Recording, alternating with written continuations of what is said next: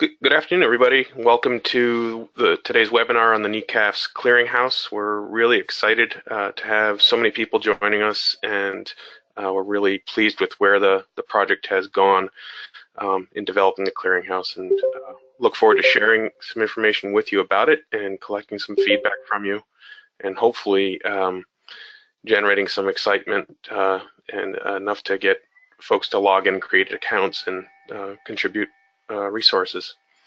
My name is Chris Callahan. I'm the project lead for the Northeast Center to Advance Food Safety, which we call NECAFS. I'm joined today with Elizabeth Newbold, who is the Center Administrator for NECAFS, and we'll be sharing the presentation of the material together. Again, for those just joining, it'd be great if you could mute your lines locally. We can mute them here as well, but it's a little bit easier if you're able to do it yourself. If you have questions during the presentation, type them into the chat box, and we will make sure that we get to each of those questions either in the midst of the webinar or at the end. We also hope to open up the audio lines completely toward the end of the presentation for some live Q&A. So thanks again for joining us. Next slide, please. So a little bit of background on NECAFS, so everybody has the context of how the Clearinghouse fits into our work. We're one of the 4 regional centers funded by the FDA, USDA, charged with supporting the implementation of the Food Safety Modernization Act. Our goal in a nutshell is to build a Northeast regional network with the focus of increasing understanding and adoption of food safety standards, specifically FSMA, and the produce safety rule and preventive controls for human foods rules. We're doing that through training, education, and technical assistance programming, and our focus is specifically on small, medium-sized producers and processors.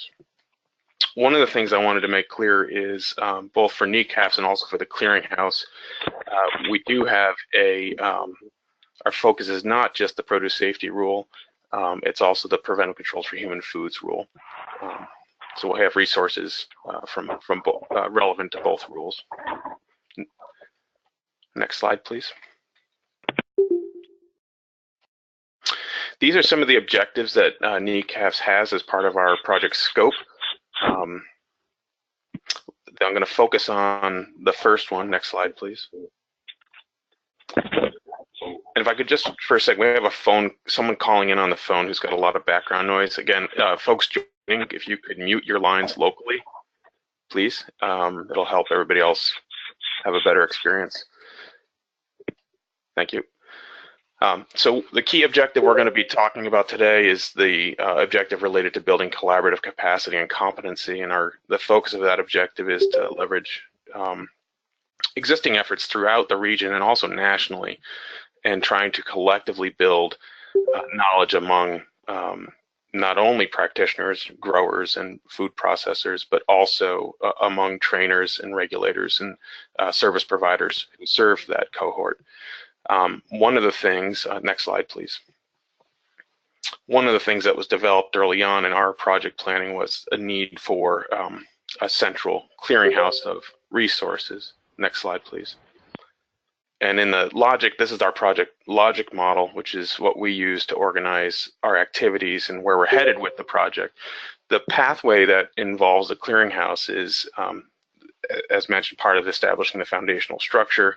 We'd identified this need for a central repository for project-related information and outputs, specifically educational resources to help the cohort that we're here to support, and with the end goal of improving food safety. Next slide, please. And so this is directly from our original stakeholder relevance statement. One of the things that we identified in our project planning phase was this desire to reduce the duplication of effort and at the same time increase program quality, educational program quality. and to address what was perceived at the time, this is going back now to 2016, 15, perceived inconsistency among service providers to providing service and educational programs to stakeholders. And so one of the ways we thought of doing that is at least having a central place to share educational materials and to try to provide a platform for coordinated projects and proposals, even going so far as having some coordination on research questions. Next slide, please.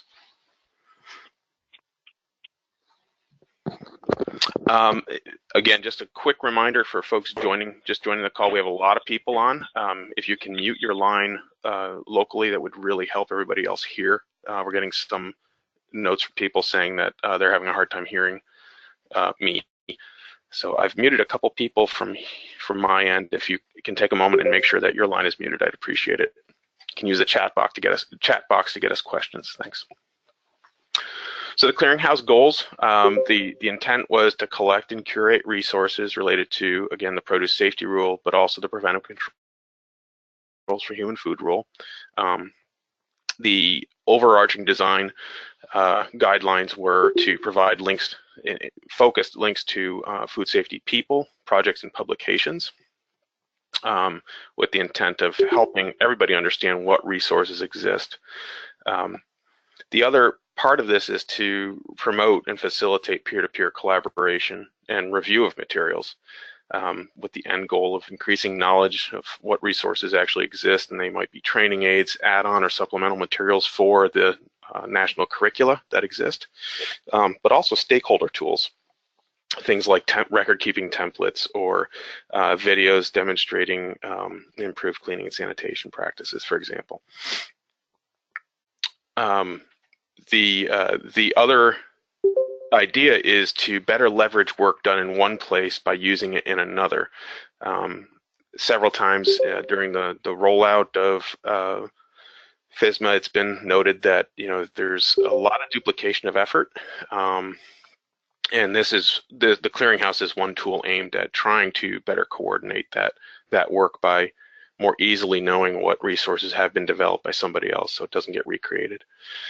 And we're trying to address the identified need for a consolidated collection of resources. The other thing I wanted to note, two notes here. One is the way the clearinghouse is set up. It is not inherently limited to the Northeast region. It's just that we had it as part of our project plan. So other regions are welcome to submit resources to the clearinghouse, and also, of course, use the resources that are present on the clearinghouse. There is a place that Elizabeth will point out, there's a place on when you're submitting a resource to identify whether it is state or region specific, and we'll highlight that. The other thing is, again, it's not limited just to the produce safety rule. We do have resources available on the clearinghouse that are relevant to the preventive controls for human foods rule as well. Next slide, please. Elizabeth, you want to take it from here? Sure. So everybody can hear me okay? I can. Okay, great. So I will briefly go through and introduce you to the clearinghouse, and then actually walk through what it looks like to create an account and create a posting onto the clearinghouse. But a brief introduction to it generally for those of you who haven't been to the website yet. We've been working on it for about 6 months now, and last week officially launched it to be used and to start having people create accounts and start to populate the clearinghouse with resources.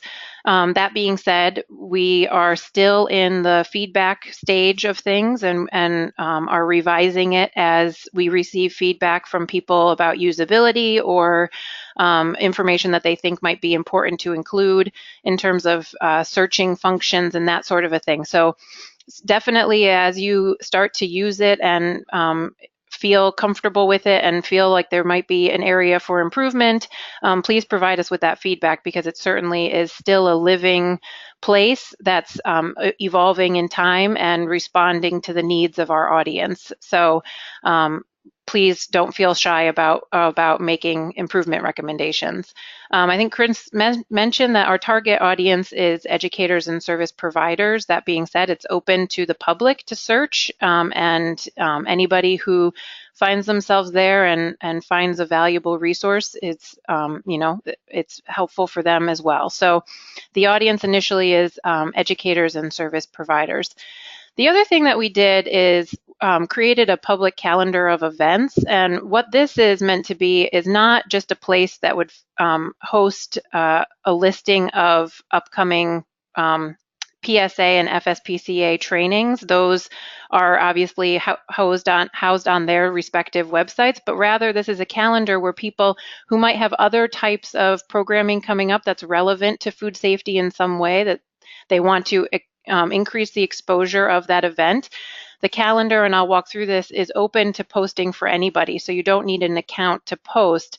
It is monitored by us to make sure that the postings that are going onto the calendar are relevant, but it is a resource that's there to increase the exposure of a program or an event that you have coming up.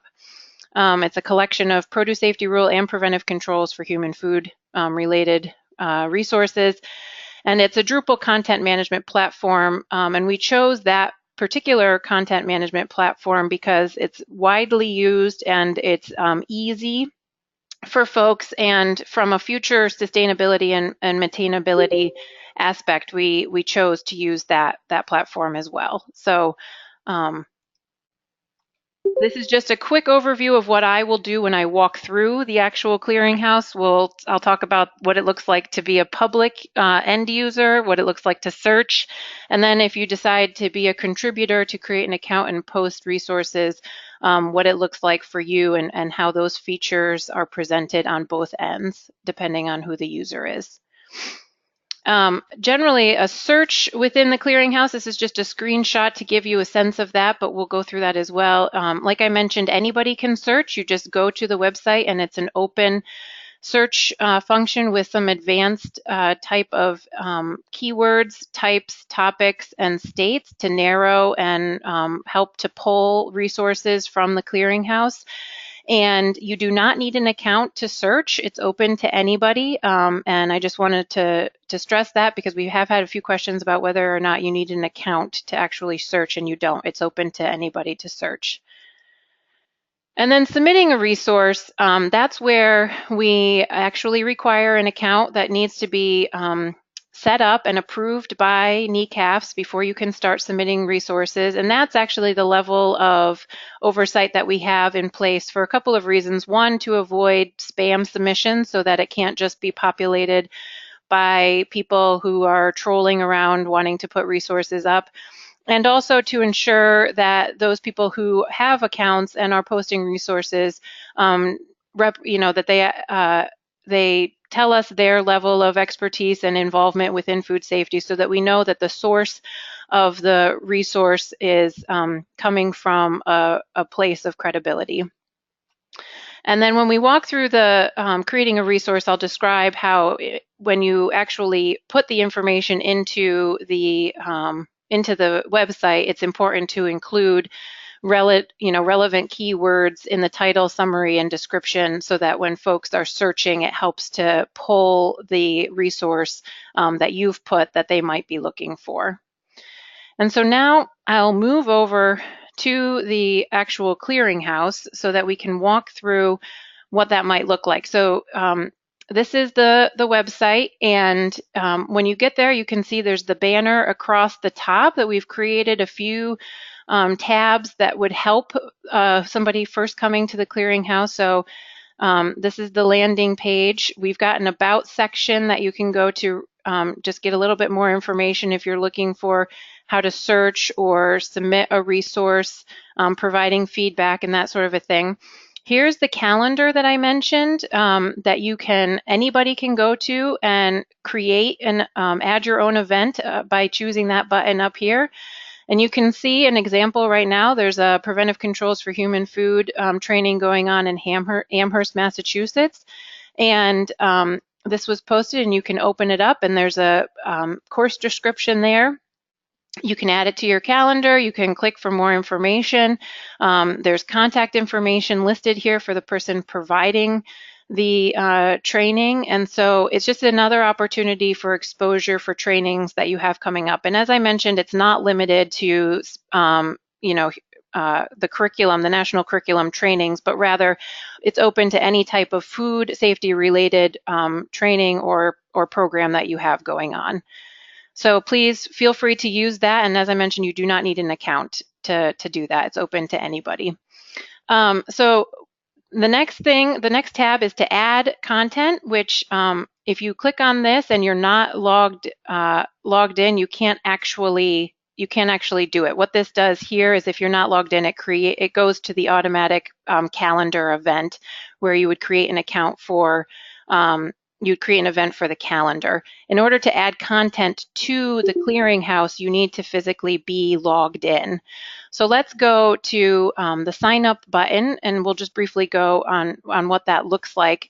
We've created a couple of how-to videos that are embedded on the appropriate page so that it will walk you through how to actually create a new account. So that's there for you to watch if you have any questions. And it's pretty straightforward. I'll just quickly go through this, but you create a username and a password, choose whether or not you'd like to subscribe to the newsletter. One important function here is that it says include my profile in the clearinghouse. And as Chris mentioned, the clearinghouse isn't just for publications and materials, but it's also a collection of people working in the field. And so we included this option so that people who actually are working within the field can have their name listed as a resource on the clearinghouse. And there's actually a tab that you can search people. And the idea here is that it increases the opportunity for communication and collaboration and making connections throughout the industry. So that's something that if you choose to have it listed, you keep that selected. Include here your name, contact information, and then we've got specialty areas so that you can designate where within food safety you work, list any certifications that you might have, your bio, and this actually, the information that you put into your bio, if you choose to have your name appear within the resource, your bio also appears. So a person who might poll people will be able to read what you've included in your bio. Why you are joining, that's purely for NECAFS perspective. That's just to give us a sense of your interest and intention in joining the clearinghouse. Click the create an account button, and then an email will be sent to NECAFS pending your approval. And once you're approved on our end, you will be able to actually log in and add content.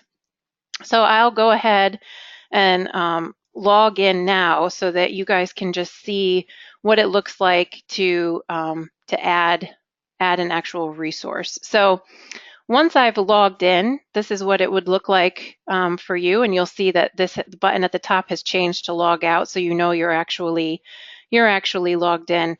And you can add content by going back to the clearinghouse home, and there's a couple of ways to do it. There's a link within this first sentence that says you can add your food safety related materials, or you can simply choose the button to add your own resource.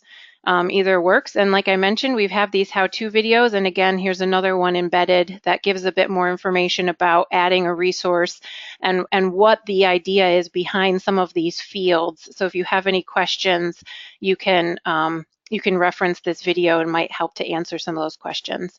And so I'll actually just quickly walk through adding a resource. And this is a good example of something that's recently come up. So this is a resource I'm going to pull off of the North Central region's website, and they created a username and password after we've launched the the clearinghouse a week ago, and they linked to their page that they have. They've got a website that has a bunch of resources on it that's within their bio. So if you were to search people, you would find their page.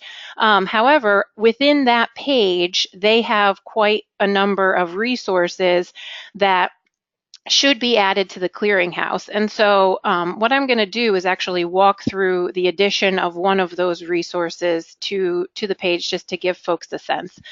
And so it's pretty straightforward in the beginning. You just enter the title of the resource that you're adding.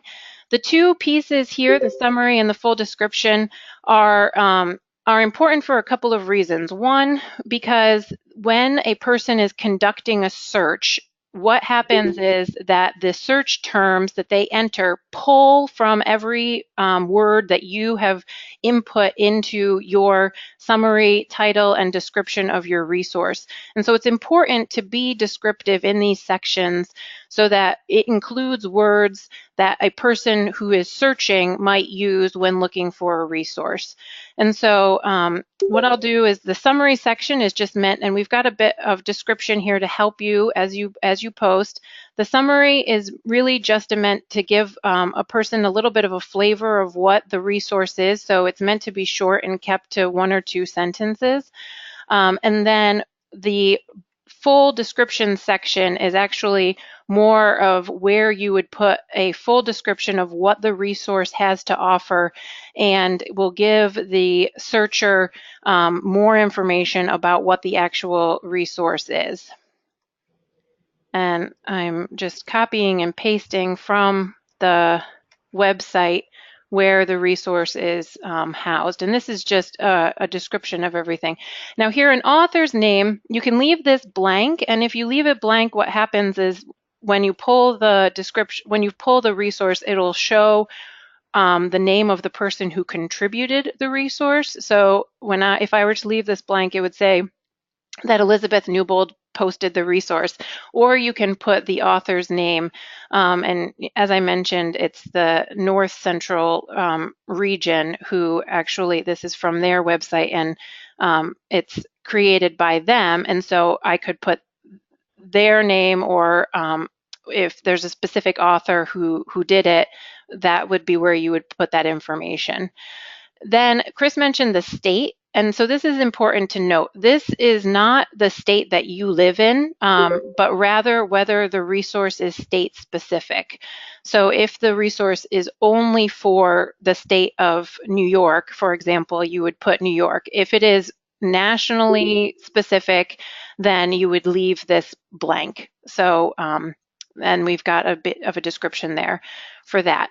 Now, I'll show you once we get to the search part, but type and topic is also a way that folks can search for a specific resource. So you want to be as descriptive as you can about what it is that you're posting. And you can choose multiple checks. You don't have to not limit it to one. If it's informational overview and a fact sheet, and perhaps it's a project that you're working on, it can be all of those things, but have it be sort of fully descriptive of what you're doing. And one thing that we're working on for the type and the topics to give people a little bit better guidance on what these things actually mean is we are actually in the process of creating a glossary for all of these things so that it will help you better select what your resource best fits under. And so the checklist that I'm posting is also, it's a preventive controls for human food item, and I'm just going to select that it's a general one because it covers several categories within preventive controls. And so then once we get to the bottom, this is where we actually link to the resource. And so this is an important thing to note. The clearinghouse is not actually a library of the actual resource, but rather a link that provides a direct path to the resource that the person is searching. And so we did this for a couple of reasons. One, because we want to there's so many resources out there, and we don't want to just provide folks with an overall website link that might take them out to a website where there are 10 or 15 different resources, and then they would also still have to actually search and just figure out what it is that they're looking for. But rather, we want to provide a direct link to the resource that they're looking for. And so because within this posting, we said that we were providing a link to the human food audit checklist, you will provide the title and then the direct URL for the PDF. And so the other thing that we did, the reason why we did it this way is because it links out to the host website that actually houses the resource. And so from a long-term management standpoint, what this does is that it means that it stays on the host site where the resource is managed and maintained. And so because the link is there, a person would be potentially updating the resource or linking to an updated version of the resource, but the URL on the clearinghouse stays current. And so the resource there is no resources housed within the clearinghouse that would be going out of date, but rather it would be housed at the it's maintained at its host website, and so the likelihood of the link staying current is greater. The other thing is that we want to acknowledge the authorship of the person creating the resource and give the the traffic to the host website that's actually housing the resource. And so there's a number of reasons why we did it this way. And so once you've created the template for submitting the resource, you hit save, and you can see it will give you a pop-up that says that your resource has been created. You don't have to have any approval for creating a resource. Having an account is the approval that you need in order to submit a resource. And then you can see here that it was posted today, and because I didn't input an author, it says that it was posted by me. And if I had put in the author, it would read the author's name. It's got the type and topics that I selected. And then here's that bio, the full description that I put in, and here's the link. And so when you click on the link, you can see that it actually pulls up in a separate window the PDF that I linked to that's housed directly on the North Central Region's website. And so I think maybe I will stop there for just a second and go back to my PowerPoint presentation and just talk about a few more usability features that are on the website to just on the back end of things. So there's a couple of things that we've input into the clearinghouse to ensure that it remains usable and that we catch any issues that might come up. And so as a person who is actually using the website, one of the things that came up is that we realized that there might be some duplication of posts. And so we have input this thing on the top, which is if you are inputting a link, a URL that somebody else has already entered, you'll get a red warning sign that says this link already exists on the clearinghouse. And so this eliminates the duplication of postings of resources. And the reason why this came up is because anybody who has an account can post material, and we assume that people will first post the materials that they've created, but we also want to encourage people who to post information that they know is out there, but that they didn't personally create. So they know that it's a good resource, and they know that people should know about it, and they want to take the initiative to go out and grab some additional resources that maybe you use on a regular basis and put them into the clearinghouse. But we didn't want to have any issues of potential duplication, and so we've input this link that already exists warning would come up. The other thing that we've had a lot of questions about is how will you monitor broken links? That's always a big problem, is that you get the 404 warning or something that indicates that the link is broken. And so we have a broken link section of our page that's administered by our web designer and by the admin part of mine and Chris's responsibilities. And we can see actually on a regular basis what links are broken, and we can reach out to the author who posted it to say, look, the link is broken, or it's now going to a place that you didn't originally intend, and we need to have those things fixed. And so that's something that we're very cognizant of, and we work regularly to make sure that the links stay active and that the resource is still linked to what was provided by the contributor. The other thing that we've got is transfer of ownership of posting. And so those of you, I talked about you have to create an account, a username and password in order to post resources. But that doesn't necessarily mean that you own that resource or that it is your resource. And so one thing that we have is that we can actually transfer ownership of a posting.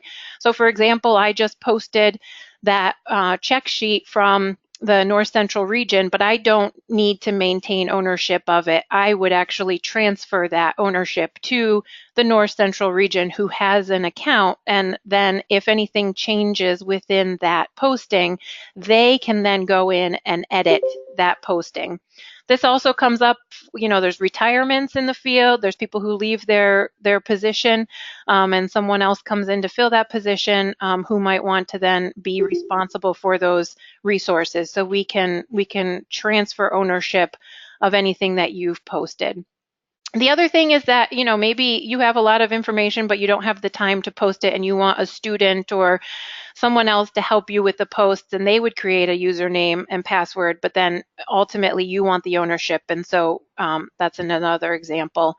And as I mentioned as well, you can post once you have an account, you can post any resource that's out there. And so if there's something that you think is particularly valuable and it needs to be on there, but in the long term, you don't want the ownership of it, you can post it, and then we can work to move the ownership of that resource to either the creator or to another person who might manage that and make sure that it remains up to date.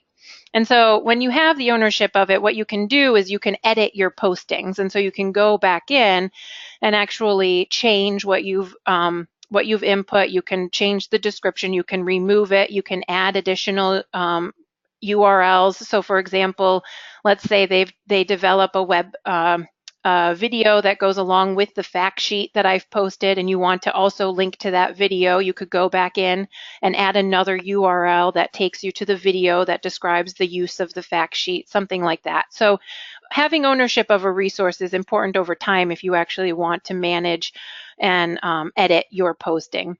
As I mentioned, we have the how-to videos there on how to create an account and post a resource, and we can easily create more of those and update those as we hear questions and want to provide clarification for folks using. Again, I mentioned the living glossary that we have, Chris and I are working on, and that will be up there soon, but to better define some of these resource search functions so that people can best link their resource to the type and topic that are listed there. The other thing that we did is that it's designed in such a way so that it's mobile device friendly, and these are just a few screenshots to show you what it looks like when you arrive at the clearinghouse, what it would look like to search on your phone, and then once you've conducted a search, how that pulls up and looks on your phone. So we did that in mind, recognizing that people are very mobile and that it should be something that they can also use without any trouble on their cell phones. And so I will quickly just go through. I just want to show also what I apologize while I pull my there we go. Pull this back up. I just want to quickly show what it looks like, the landing page. Now we've walked through adding a resource. what it looks like to be a user of the web page. And so when you can go, we've got two separate tables here. One that's the most recent posting, and you'll see the one that I just added. And then there's also a link for the most popular posts on the side. So if you were to come and you kind of just wanted to look and see what's here, this is, these are two places where you can start. As I mentioned, a person who's searching, we have these advanced search options here that you can use 1, 2, 3, or all of them, whatever you choose, to actually start to pull resources. And then we also have a show all button, so that if you just want to see a full display of everything that the clearinghouse has to offer, you can select that, and every resource that's posted will actually come up in a list form like this, so that you can see. And so just to quickly do a search, let's say I'm searching for people, and you can hit search, and then it will tell you what you're searching, and it will list everybody who has chosen to be listed as a resource, and anything that, so for example, I know on here, it was selected. So here, it's got the FSPCA Trainer of Trainers for Human Food as a people type, because that's, once you click on this, it would take you out to the list of people who are trainers for human food. And so this is sort of an indication of a selection that comes up once you have selected people as your search type. And so I'll leave it there with the description of posting and using the website, and I'll turn it back over to Chris for planned next steps. And then after that, we can take questions and answer any feedback that folks might have. So Chris, I'll turn it back to you. Thanks, Elizabeth. It looks great. So our next steps, this is really early days. We do have 77 resources on the clearinghouse at this point, which is a great start, but I know there are many more out there. So we're really hoping that folks become engaged in this and help us to cultivate more resources on it. So we're looking toward continued collection and curation of resources. The other thing that we're planning to implement is sort of an automatic timer that on a regular basis flags resources that were posted maybe a while ago that should be reviewed for relevance, accuracy, and currency. Elizabeth mentioned the broken link checker. That is actually a web bot that is running all the time in the background, checking links automatically, and when it gets an error like a 404 error, it logs that broken link and flags it and brings it to our attention to be addressed. So that's another thing we have for continuity or sustainability. We are definitely very interested in continuous improvement of the user experience. We've intentionally kept it very simple and streamlined for a couple of reasons. One is we're trying to let the community of contributors also be a community of designers, and so help us make this work in a way that makes the most sense to you and the people you serve. The other reason for that is a little bit in response to Don's question, which was in the chat box, curious about continuity planning, knowing that the regional centers have finite funding timeframes. Is this a permanent repository, even if ability to maintain goes away? So one of the reasons we're using Drupal as a framework is it's a well-supported framework. It's a relatively inexpensive framework with which to build and maintain a website. And so getting some of the more technical maintenance work done is actually very efficient. And then the other part of our thought on continuity is we're really viewing this as an online community. It's a social media platform in some ways, and so the idea is that aside from the technical administration of the site and some of the programmatic administration, it really is owned by everybody who contributes to it and who uses it. And so we are, to some degree, looking to crowdsource the maintenance effort on this in the long term, knowing that there will be some just fundamental maintenance support required. But our feeling is that that can be done pretty with pretty limited resources. That does get me to this next point, which is we do see amongst ourselves a need for peer review functionality and designation of resources as having been peer reviewed or reviewed in some way. And that's come up a number of times when talking about the clearinghouse with various stakeholder groups.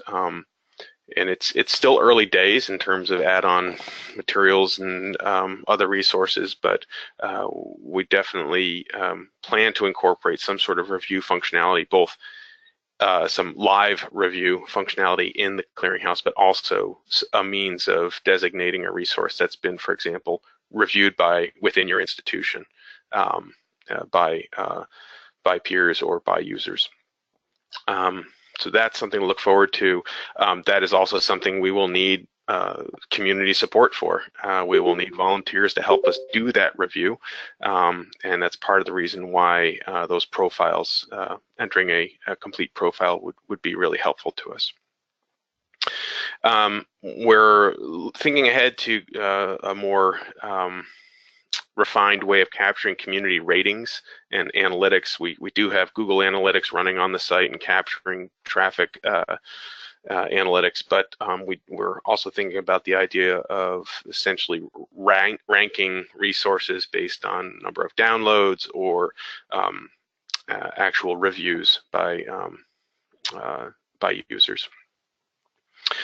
And another thing that we're looking ahead to as a really useful output of the clearinghouse is that in some ways it's really going to help us all develop a better understanding of what resources exist and what they are and where they're coming from, with hopefully two main outcomes from that. One is identify gaps in materials to help inform development plans. So as proposals are being put together for additional work and projects, the idea is that you can easily see what already exists and what doesn't exist, and maybe target our target activity towards filling a gap. The other thing is to identify research questions to help improve the knowledge that resources are trying to transfer. And so in both cases, really trying to get back to that initial intent of a more collaborative and coordinated approach to food safety training and education and research. Did I miss anything, Elizabeth? No, that's great. Okay, next, was there another slide? Nope, that's the end. So I think now we can open it up to questions or feedback. Yep, sure. And yeah. So questions, let's start by trying to use the chat box. If anybody has a need to ask a question using audio, you can unmute yourself and do that.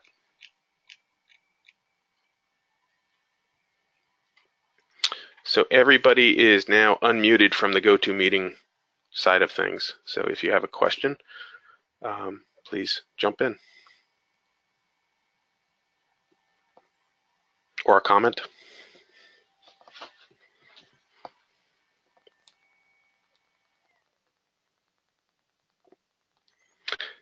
PSA Don, did I address your question? Oh.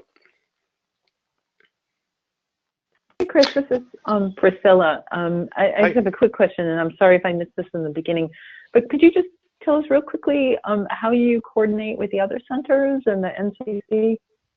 Sure. So we do have regular phone calls with other regional centers in the NCC, as well as FDA and USDA, Local Food Safety Collaborative, and the Indigenous Foods Collaborative. From a national coordination perspective, that's the formal coordination. We also have the NCC has held 2 annual Training Advisory Council meetings, where basically a 2-day meeting where some of that coordination also occurs. And then there's a lot of more informal peer-to-peer coordination among the regional centers and among folks within the regional networks. So that that tends to happen just through normal communication means. Does that help, Priscilla? Sure. And so you mentioned earlier that your efforts, anyone from around the country has access to your database. And are the other centers similar? Are they producing things that anyone would have access to, or are they really targeted for work in a particular region? So far, it varies a little bit, but more by the resource and not by the region. So there are certainly some resources that I've seen that have been developed by regional centers or folks working within a region that are specific to commodities that are very much sort of regionally relevant. But it's not to say that those resources don't apply to the same commodity being grown someplace else.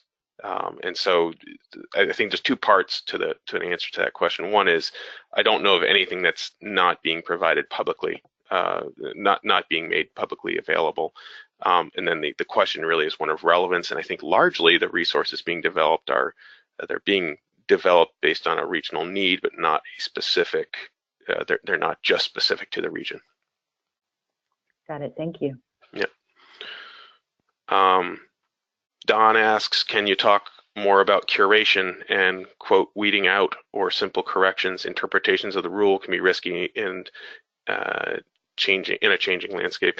Yeah, it's a concern I have, Don. At this point, we're really trying to view this as better to have a resource that needs to be refined and maybe revised and know about it than to not know about it. And so we really are looking at the clearinghouse as hopefully being a forum as much as a repository where resources that are developed can be shared, and we can try to facilitate some of that conversation around clarity. I'm sure we will have some challenges in that, but I think those challenges are going to occur with or without the clearinghouse. And so our hope is to make the clearinghouse be more of a solution than a problem in that area. I couldn't agree more that it's a great start. It's well, you know how hard it is to write anything that's accurate. It's going to stay accurate for more than 3 months. Yep. Thanks, Don.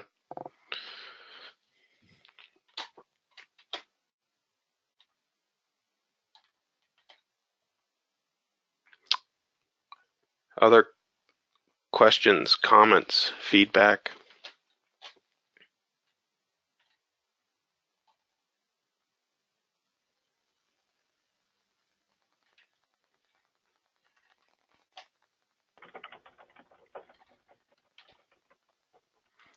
Elizabeth, anything you wanted to add? Yeah, I think I will just add that one of the things that we are starting to do to get the clearinghouse going and to populate it is that, NECAFS and we are actually posting, we're pre-populating it with resources that we know exist and are out there to get things up there so that when someone arrives at the search function, there's actually good information that they can start to pull from. And so, in these early days, that's something that we are very happy to be doing and to be assisting you all in getting that going and sort of help understand how the resources should be posted and to get that information. So please definitely feel free to reach out to us if you're interested in participating, but would like a little bit extra support from us to do that. Ultimately, we think that this will become pretty well self-sustaining, where people are taking that initiative and posting resources on their own and feeling comfortable in doing that, but recognize that we need to provide that support along the way. So I'll just say that if you need help and want additional support, don't hesitate to ask us to do that. We're more than happy to provide that as we get going. Thanks, Elizabeth. One other thing people may have noticed, but we sort of skipped over in interest of time. You can also upload a JPEG, for example, like a report cover or something to add to a resource. And if you only have a PDF, for example, and you upload the PDF, it'll grab the first page as the thumbnail for the resource, which is just a sort of a nice way to sort of visually show some of the resources. This is a very text-heavy site, sort of intentionally, and that's one way to break it up a little bit. Hi, Londa. Londa has a comment. Sorry if you mentioned this already, as I have been in and out of the webinar. Is there a way to sort of automate adding a number of different resources to the clearinghouse? Oh, that's a good idea. There probably is, Londa. My guess is we could probably do that using something like an Excel, comma separated variable, or CSV spreadsheet. We'll have to talk with our web developer, but I know I've done it in other instances of Drupal. So that's a great question, and it would certainly make this a lot easier. Let's include one link to our website, but in other words, it would be easier just to include one link to our website, but I recognize that you would like to have links to specific resources. Yeah. So possibly getting something sort of into a spreadsheet of with fields that map to the resource fields, I think we could do. So we can check into that and circle back with you. Easy enough for me to say. Brendan, looks great. Thanks for your leadership. I've already registered while listening to the webinar. Thanks, Brendan. Great to have you added to the clearinghouse. Gretchen had kind words for us as well. Thanks, Gretchen. Any other feedback, questions?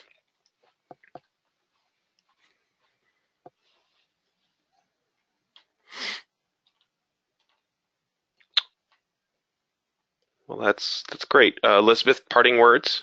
No, thank you. Yeah, just thank you very much for your interest and for participating today, and get in there and search around. And we are definitely open to feedback and improving it to make it easier for you and for the user. So just send us any feedback or questions you might have. And thanks again for your interest and for your time this afternoon. Do you want to highlight the next webinar? Sure, and then we've got a webinar coming up actually very soon, next week, Wednesday. It'll be an introduction of the Produce Safety Network. The Northeast region-based members of the Produce Safety Network will be giving a presentation, making introductions, and explaining how folks can become more involved in the work that they're doing and better understand how they interface with growers and states through the implementation of the rule. So that'll be next week on Wednesday in the morning at 10. If you're interested, and there'll be information on our website here shortly on how to register. So thanks. Great. Thanks, everybody. Thank you, Elizabeth, for doing the heavy lifting on this and getting the webinar pulled together. Really appreciate it. Yep. Thanks again, everyone.